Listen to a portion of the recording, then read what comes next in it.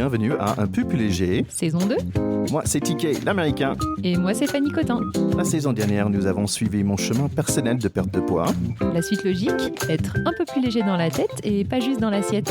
Nous allons parler en toute simplicité de ces sujets parfois complexes. Et surtout voir comment vivre tout ça tranquillement. Bonne écoute!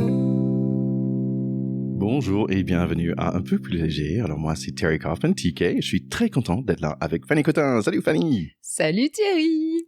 Comment tu vas? Très bien, très bien. Écoute, merci à tout le monde pour leurs petits mots après notre dernier épisode avec Bertrand Escache. C'était vraiment super chouette. Toi, tu l'as écouté plusieurs fois. Et j'arrête pas de l'écouter et je crois que je vais encore le réécouter. Je suis fan. Ouais, fan de Bertrand et franchement c'est quelqu'un vraiment très sympa. On a été vraiment content de passer ce bon moment avec lui. Mais là en fait j'ai pensé, ça fait longtemps qu'on fait ce podcast. Ça fait presque plus de 3 ans maintenant qu'on se connaît. Et en fait moi j'aimerais bien aujourd'hui prendre un peu de temps pour parler de toi. Est-ce que ça te va? Allez, c'est parti. Allez, on y va.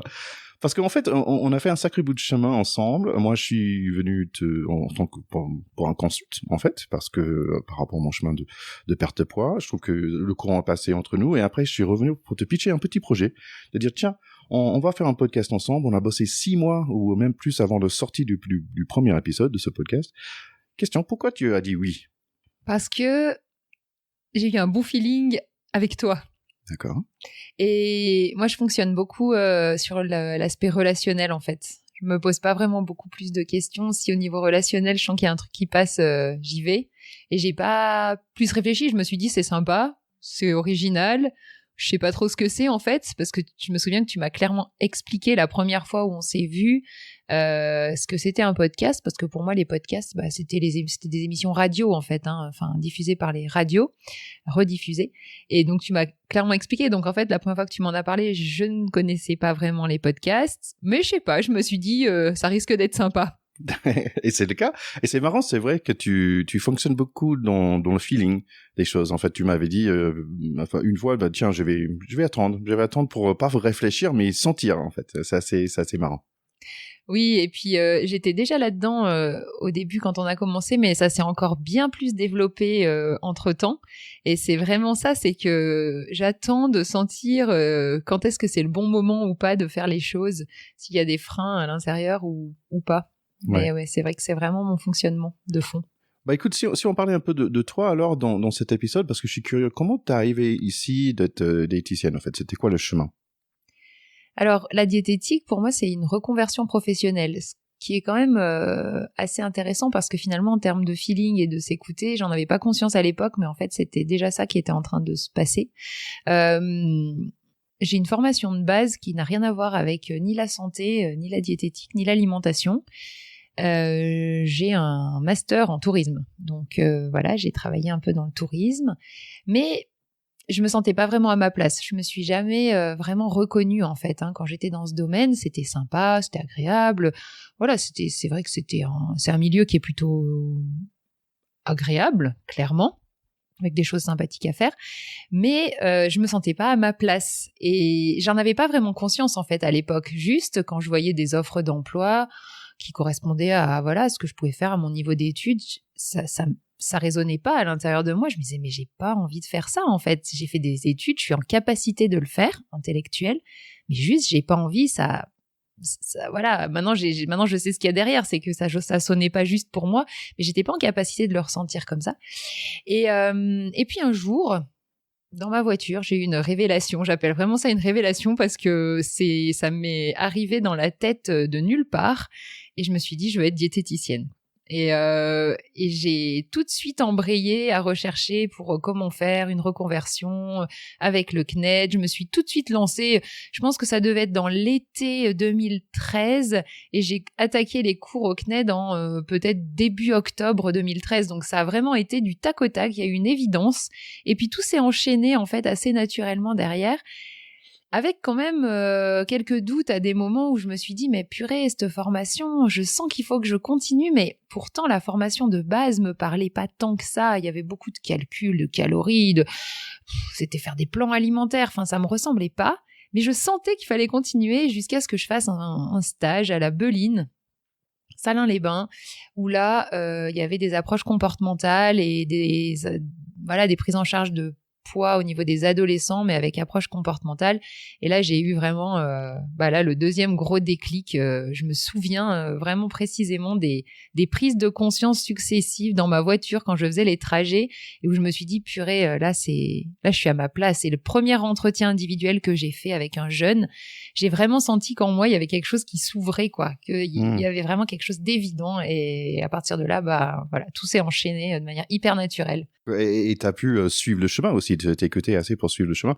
Donc j'ai entendu, il y a deux révélations dans un sens. Il y a la première, tiens, j'avais été diététicienne.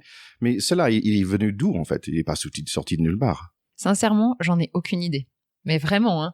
Alors, c'est vrai que quand j'étais au lycée, j'avais réfléchi peut-être à faire de la cuisine. Pourtant, j'aime pas cuisiner. Mais voilà, j'étais perdue, quoi. Je savais pas quoi faire. Comme Clémentine, j'étais perdue. Et vraiment, sincèrement, Thierry, je ne sais pas d'où d'où cette idée m'est sortie, quoi. C'est venu dans ma tête comme ça, boum. Voilà. J'avais pas fait une rencontre avant, personne qui m'avait parlé spécialement du métier. Je sais pas. Ok. mais la deuxième révélation, dans un sens, c'est que tiens, t'étais en train d'aider quelqu'un, peut-être. C'était ça qui était le déclic pour toi. Oui, complètement. Alors déjà, ce qui est intéressant, c'est que en fait, j'ai eu cette révélation dans ma tête, cette première révélation. Et ce qui est super important, c'est qu'en fait, je me suis pas freinée sur cette idée, et personne m'a freinée non plus. J'en ai reparlé, c'est rigolo, j'en ai reparlé hier, je crois, avec ma mère. Puisque elle m'a dit, je me rappelle quand tu m'as téléphoné et que tu m'as dit, maman, je vais reprendre des études et je vais devenir diététicienne. Et là, elle, dans sa tête, elle s'est dit, mais elle est complètement paumée, quoi. Mais elle m'a rien dit. Elle m'a juste encouragée, en fait. Et donc, c'est important. Je trouve que ça, c'est quelque chose qui est hyper important à entendre. C'est que souvent, en fait, on se laisse freiner, soit par soi-même, hein, par les freins qu'on se met tout seul, ou aussi par l'extérieur. Hein, ah bah non, tu peux pas faire ça. Ah bah t'as quand même fait 5 ans d'études. Enfin, voilà, les parents qui ont payé des études, un appart, tout. Et puis on peut se mettre quand même une grosse pression. J'ai quand même changé pas bien longtemps après la fin de mes études. Hein, j'ai fini en 2008. Donc 2008-2013, il y avait pas beaucoup d'années qui étaient passées. Surtout qu'entre-temps j'avais voyagé. Donc sincèrement, j'ai quasiment jamais travaillé dans le tourisme, quoi. Enfin, pas longtemps. Donc voilà, mais personne m'a freinée. Et je me suis laissée aller. Donc, bravo à ta maman, parce que quand j'y pense, moi, en tant que papa, il faut que j'adopte un peu cette posture aussi. C'est marrant parce que, petite parenthèse, ma maman était un peu la même dans le sens que elle voulait faire un PhD, un doctorat dans linguistique, en fait. Donc, elle avait quoi? Elle avait 50 ans, je pense qu'elle est retournée faire des études à Californie. Et ça prend du temps pour avoir un PhD, quoi, un doctorat en linguistique. Et en fait, à un certain moment, elle s'est rendu compte, en fait, elle était vraiment la dernière année en train de boucler son truc. Elle disait, en fait, ça me plaît pas du tout. Et en fait, elle a fait un peu la même chose. Elle a tout lâché pour devenir coach sportif, en fait. Et bon, on peut dire que coach sportif, elle était en Californie. Elle était là toute petite avec ses cheveux blancs, mais bien en forme. Donc, elle avait un bon clientèle avec des personnes d'un certain âge, on va dire. Et en même temps, au niveau de sous, elle gagnait beaucoup moins qu'elle aurait fait si elle avait son doctorat, où en fait son avenir, en fait, c'était que d'être prof de linguistique, en fait, dans les universités. Donc elle aussi, elle a tout lâché. Moi, je pense qu'à l'époque, j'avais vingtaine d'années. Et donc, j'étais surpris. Et donc, moi, je me suis retrouvé dans la position où je disais à ma maman, non, tu devrais pas faire ça, tu devrais continuer tes études et tout ça. Mais en fait, elle suivait son feeling. Et c'était la bonne pour elle, parce que vraiment, pour elle, être coach sportif, c'était aider des personnes à retrouver, on va dire, le sport dans leur vie. Pour elle, c'était primordial. Elle faisait 2 heures de balade par jour minimum ou un truc comme ça. Elle avait ce besoin vraiment fort en elle de faire. Elle pouvait pas vivre sans. En fait, donc le sport, c'était primordial pour elle. Et finalement, elle était contente avec son chemin, finalement. Donc, c'est intéressant mais en fait, à la fois de suivre d'écouter et suivre ce calling, comme on peut le dire en anglais, cet appel ou révélation, et aussi de pas marcher sur les révélations des autres. Oui, et même vis-à-vis des enfants, je pense que c'est très intéressant ce que tu as évoqué, c'est que, en fait, nos enfants, c'est bien hein, de leur donner une petite direction, on peut quand même pas les laisser totalement dans le flou, mais par contre, derrière cette petite direction, de les laisser, eux, arriver à suivre leur chemin, bah c'est important, et même s'il se plante en fait, parce que moi dans ce que tu dis de ta maman, finalement on pourrait, c'est comme moi mes études de tourisme, hein, on pourrait se dire ah bah ouais c'est du temps perdu, c'est de l'argent perdu, mais en fait ça fait partie du chemin. Moi si je regarde mon expérience, bah c'est ces années d'études, hein, donc j'ai fait d'abord de la gestion 2 ans et puis après du tourisme 3 ans, mais ça m'a appris des choses en fait, relationnellement, sur moi, ça m'a permis ensuite de partir aussi en voyage, enfin bref, ma vie finalement elle est ce qu'elle est parce que j'ai commencé par ce bout de chemin-là qui était pas celui qui... Enfin voilà, ça m'a pas amené à une carrière entre guillemets professionnelle, mais ça fait partie du chemin et c'est ce que je dis toujours, pour le moment la diététique ça me parle, je trouve des choses, ça me nourrit aussi, hein, clairement, on va y revenir, mais je suis pas là par hasard. Donc ça m'a beaucoup guéri aussi sur plein de points, ce travail. Mais peut-être qu'un jour ça va changer, et c'est pas parce que peut-être je sais pas dans 5 ans peut-être que je ferai complètement autre chose, mais ça aurait pas été du temps perdu parce que y a pas de temps perdu en fait, et c'est un beau message à passer aux enfants, je trouve. On n'est pas bloqué, ouais c'est ça, et ça la France commence à s'ouvrir pas mal à ce niveau-là, je trouve.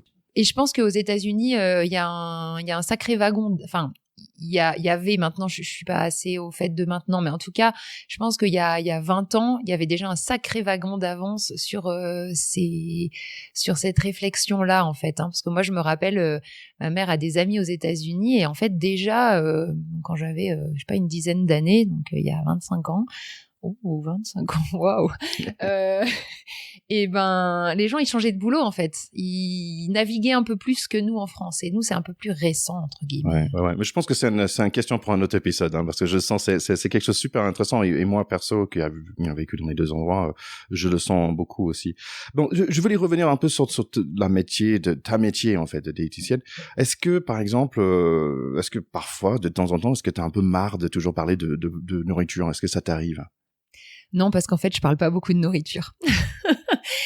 Si je parlais que de nourriture, oui, franchement, je trouverais ça pénible. Parce que voilà, une fois qu'on a dit 50 fois les règles d'équilibre alimentaire, ça devient complètement inintéressant, hein. Mais moi, en fait, comme je travaille pas comme ça, du coup, j'en ai pas marre de parler de l'alimentation, puisque je parle pas que de ça. Mais ce que tu dis aussi, c'est ce que tu as dit tout à l'heure, excuse-moi, je rebondis sur autre chose, mais ce que tu as dit tout à l'heure, c'est la deuxième révélation qui était de soigner les gens, c'est ça ? Aider, oui. Aider. Ouais. Ça, c'est un truc pour moi qui a été un gros moteur au départ, quoi. Clairement. Et je pense que peut-être qu'un jour, quand j'aurai plus besoin là, peut-être que du coup, naturellement, je passerai sur autre chose, tu vois, quand j'aurai répondu à ce besoin complètement. Oui, c'est intéressant parce que moi, en tant que prof d'anglais, tout au début de ma carrière en tant que prof, j'ai fait la même chose. J'étais vendeur commercial avant, et en fait, ce que j'ai aimé dans ce métier, c'est aider des personnes à communiquer. Et ça, je trouvais ça super sympa, ce côté aider, et ça m'a beaucoup plu. Allez, on revient dans cette idée de diététicienne et tout ça. Et récemment, on a eu une conversation l'autre jour dehors avec un café à la main. On a parlé du poids, et après que bon, les vacances étaient un peu vacances, hein. On a bien profité des vacances. Et d'un coup, tu m'as raconté une petite histoire. Tu étais en train de prendre tes propres conseils ou pas aussi. Est-ce que tu peux nous parler un petit peu de ça? Oui, j'ai vécu un épisode assez drôle cet été parce que depuis maintenant 2 ans et demi, j'arrive à faire quand même du sport beaucoup plus régulièrement qu'avant. Donc j'étais globalement dans une bonne dynamique sportive, donc voilà, avec une activité physique modérée mais quand même super régulière. Et puis là, cet été, j'ai eu un gros coup de plus envie, quoi. De plus envie d'aller courir, plus envie... Et puis il y a beaucoup d'apéros, et vraiment beaucoup. Donc au bout de 1 mois et demi de pas bouger et prendre des apéros tous les jours, j'ai commencé à voir mon corps changer, forcément. Et je suis montée sur la balance. Et là, au stupeur, j'ai vu un poids que je n'avais jamais vu. Ah. Et en fait, je me suis vue réagir comme les patients me décrivent, quoi. C'est-à-dire regarder la balance, me sentir presque un peu énervée, la déplacer de 10 cm, remonter sur la balance, prendre encore 500 grammes parce que, je sais pas, je l'ai bougé, j'ai pris 500 grammes, prendre ma balance, la descendre, faire monter mon père sur la balance pour lui dire « Tu peux te peser pour voir si elle marche ou pas ?» Et puis, en fait, parce que ça a duré quand même quelques jours, hein, où je me suis un peu focalisée sur ce poids. Et puis, j'ai eu du coup des pensées, qu'est-ce qu'il faut que je fasse? Est-ce qu'il faut que je me mette au régime? Est-ce qu'il faut que je fasse attention? Et puis alors là, enfin, intérieurement, ça m'a fait beaucoup rire parce qu'en fait, je me suis dit, purée, mais je passe mon temps à conseiller des choses et en fait, à la moindre prise de poids chez moi, j'ai les mêmes réactions que les gens qui viennent me voir. La première réaction, elle est la même, quoi.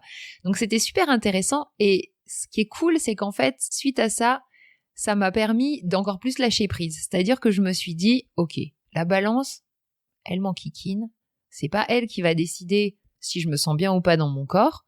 Je me suis dit, je vais écouter mon corps. Du coup, je me suis dit, allez, je vais quand même écouter mes conseils. Je vais écouter mon corps, les besoins en termes de faim, de satiété, le besoin de mouvement, me remettre un peu à bouger, mais vraiment orienté et guidé par ces besoins du corps. Et puis, je vais laisser mon corps s'épanouir, en fait, comme il a envie. Voilà, il est pas exactement comme je veux, mais il est comme il est et je vais vraiment le respecter, en prendre soin et voir vers où il m'amène. Donc, en fait, cette petite expérience m'a fait complètement vivre et du coup appliquer ce que j'essaie de faire passer, mais avec une première réaction de lutte. Voilà, donc c'était drôle. Ouais, donc c'est super comme histoire parce que tu avais un peu de recul aussi. Tu as pu faire ce pas de recul pour dire ah oui, attends, mais là j'ai les réactions que tu aurais pas pensé, peut-être des réactions immédiates sans réflexion et ouais, c'est super intéressant cette histoire. Peut-être aussi t'as pu bouger de chaise de on va dire de diététicienne vers la chaise de patiente aussi, d'être entre les deux, c'est intéressant pour en fait avoir un peu d'empathie aussi par rapport à des personnes qui viennent te voir. Complètement, avoir de l'empathie et puis voilà, comme tu dis, arriver à me mettre un peu plus à la place des gens qui voient le poids qui monte sans savoir ce qui se passe, ce stress que ça produit, cette sensation d'impuissance, de se dire purée mais c'est pas vrai, puis du coup de se dire en même temps bon allez, il faut que je m'y mette, il faut que je fasse quelque chose, avec ce côté très mental, très pression et l'effet que ça a du coup d'avoir ces pensées là, du coup ce stress. Alors ça a été court chez moi puisque du coup j'ai vite réussi à rebasculer. Mais du coup, ça m'a effectivement rapproché de ce que peuvent ressentir certains patients quand ils viennent me voir. Et aujourd'hui, tu te sens comment dans ton corps? Eh ben, j'ai pas retouché ma balance. J'ai dit, non, j'ai pas envie pour le moment. Je dis pas que j'y remonterai jamais dessus, mais je suis vraiment partie dans cette dynamique, ok, je la laisse et je me sens très bien dans mon corps. Voilà. Mais en étant du coup de nouveau vraiment centré sur mon corps, c'est mon ami et je suis là pour lui faire du bien, lui amener ce dont il a besoin ou ce dont il n'a pas besoin, et vraiment en étant guidé par ça et puis par beaucoup de choses qu'on a pu évoquer, quoi, faire des choses qui me parlent, qui me plaisent, qui me nourrissent, enfin voilà, mais en laissant de côté ces chiffres et cette balance, quoi. Je sens le début d'un hashtag balance la balance, hein, donc c'est pas mal. Oui, c'est marrant, les chiffres, parfois, ça devient super important et trop important, voire plus important que le projet. Et pour moi, par exemple, c'est le podcast. Et tout au début, quand j'ai faisais des podcasts, j'ai voulu absolument que chaque épisode avait plus d'écoute que celle d'avant. Et donc, je regardais des chiffres énormément. Et dès qu'il y avait un petit baisse d'écoute et ce genre de choses, j'étais un peu, pas triste, mais quand même un peu de baisse de motivation aussi, parce que c'était très lié à combien de personnes m'écoutent. Et voilà, donc finalement, je me suis rendu compte, c'est pas combien de personnes d'écoutent, mais quelles sont les personnes, qui je peux rencontrer en fait. Et finalement, ça changeait complètement ma façon de voir des choses, comme comment rencontrer Bertrand Escage, comment rencontrer Florian Savard et Duncan. C'est des personnes bien, et j'ai envie de m'entourer par des personnes bien. Et donc finalement, le nombre d'écoutes, c'est superbe quand les écoutes sont bien. Oui, ok, cool, je suis content. Mais en fait, c'est pas le raison réel que je fais ce podcast. Ça m'a forcé à dire, est-ce que je fais le podcast pour avoir 1 million d'écoutes, ou est-ce que j'ai fait ce podcast pour rencontrer des personnes? Et c'est vraiment le deuxième. Ah, c'est génial. Et puis vraiment, le parallèle avec la balance et le poids, mais c'est tellement ça, quoi. C'est arriver à se détacher de cette balance, parce que quand tu dis, finalement, d'un jour sur l'autre, si j'ai moins d'écoute, plus d'écoute, c'est tellement ça. C'est, d'un jour sur l'autre, si j'ai 100 grammes de moins ou 100 grammes de plus, en fait, ça donne le tour de ma journée. Enfin, et toi, c'est vraiment ça, quoi. Et finalement, de se détacher de ça et dire, mais non, en fait, pourquoi c'est important pour moi? On en revient toujours à la même chose. Qu'est-ce qui derrière me motive, me tient? C'est ça qui fait que tu vas dans le bon sens et que tu suis le bon chemin, enfin ton chemin. Me sentir bien. C'est ça. Allez, on a parlé avec Florian, qui est spécialiste dans la ACT. On a parlé avec Duncan, qui est spécialiste dans la pleine conscience. Est-ce que pour toi, il y a un retour aux études bientôt? Est-ce qu'il y a une spécialisation dans ton avenir? Non, j'ai pas pour le moment. C'est pareil, je vais te faire rire, mais j'attends de le sentir.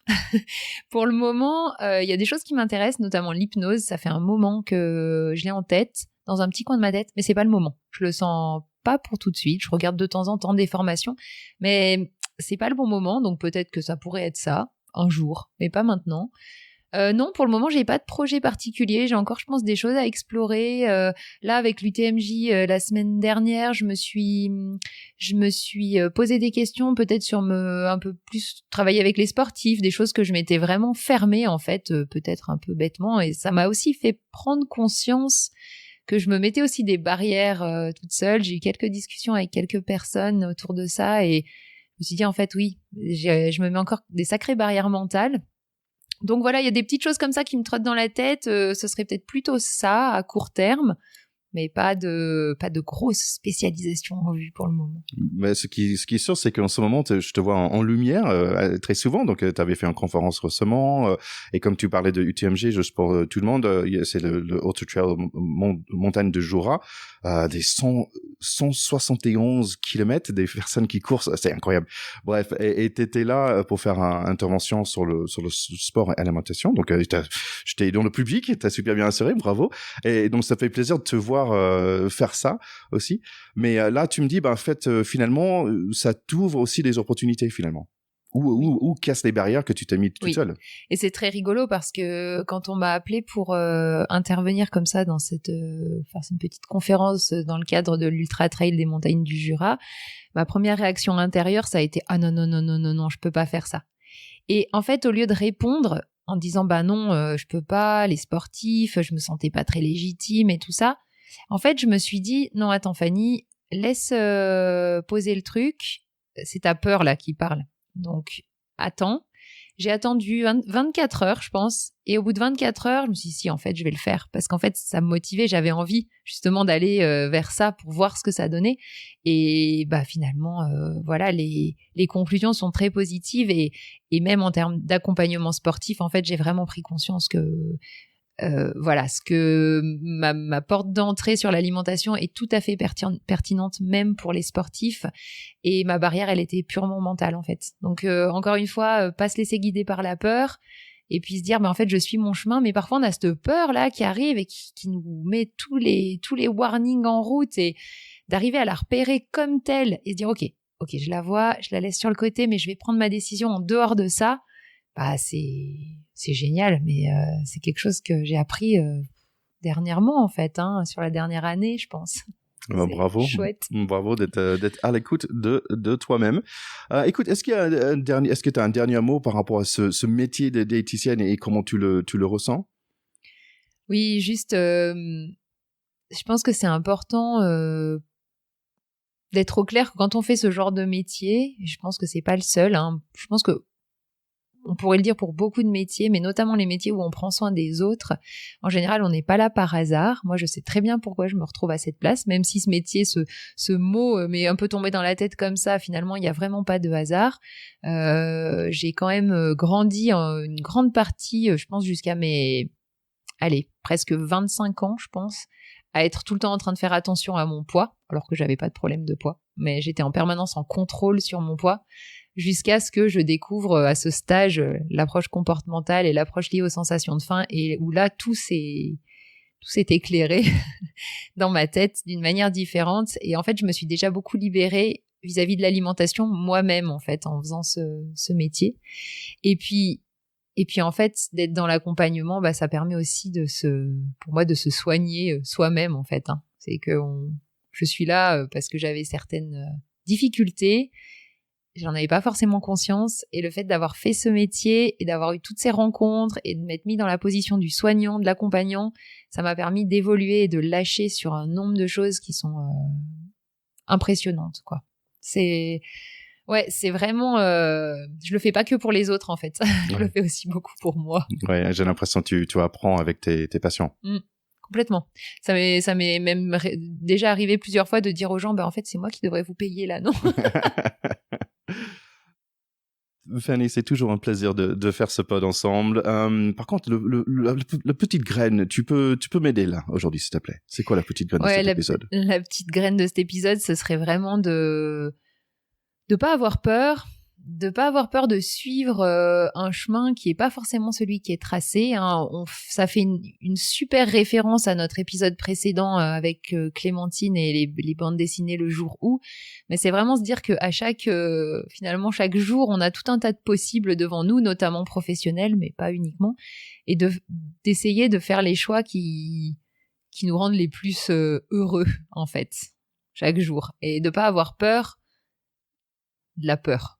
Ouais, voilà. Et d'être ouvert et ouvert à l'écoute de soi-même. Donc super, Fanny, merci pour ce témoignage. Normalement, c'est moi qui fais le témoignage, et là aujourd'hui, c'est toi. Donc c'est un plaisir de connaître un peu plus tout ce côté de toi. C'est super. Merci Thierry. Et n'oubliez pas, tout le monde, c'est l'Octobre Rose aussi ce mois-ci. Oui, c'était important pour nous d'en reparler, de le rappeler. C'est un mouvement qui est super important. L'Octobre Rose, il y a plein d'animations de partout. Hein. J'imagine que vous n'avez pas pu passer à côté, mais vraiment participer, soutenez la recherche, c'est super important. On est tous et toutes concernés, et puis surtout. N'hésitez pas à bien vous dépister, tout ça, c'est vraiment des sujets importants.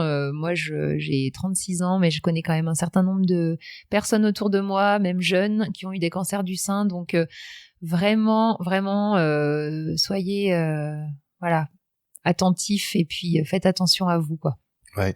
Et je vais conseiller aussi un petit BD, on est un peu dans le mode de BD, qui s'appelle La guerre des tétans, de Lily Stone, qui est formidable par rapport à son vécu avec le cancer du sein, et franchement un super BD, un super témoignage, très drôle et très touchant à la fois. Et en fait, moi aussi, j'ai pas mal de copines de l'université et lycée qui ont un cancer du sein, là, 2 ou 3 en fait en ce moment même, et j'avais vraiment envie d'envoyer ce BD à eux, mais malheureusement j'ai pas trouvé en anglais, parce que ça parle vraiment c'est un super beau témoignage, on va dire. Mais donc voilà, bon, on clôture cet épisode sur l'Octobre Rose. Il y a plein d'événements autour de nous, donc mais allez chercher, allez participer, allez donner, et prenez soin de vous aussi.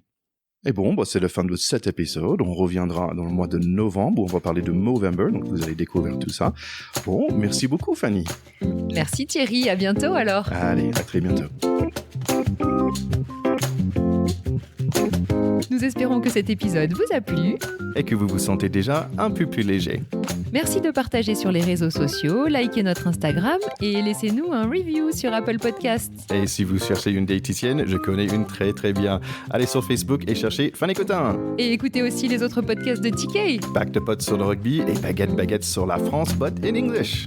À bientôt. Bye bye.